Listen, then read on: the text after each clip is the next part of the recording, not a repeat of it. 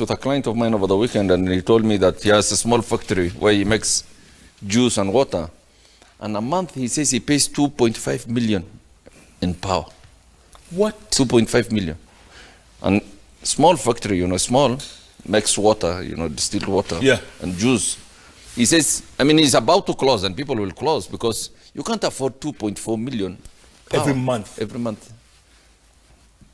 But even in my house, I pay 250,000. It's crazy. How much do you pay? 250,000 a month. Yes, I don't have a factory there in my house. So power is expensive in this country, and it's not. And I think basically it's the way they calculate. There's no system. I think they can inflate, they can deflate. They can raise up, they can raise down.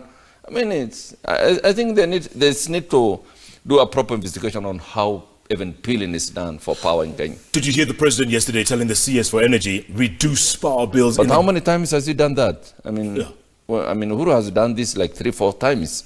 Every time saying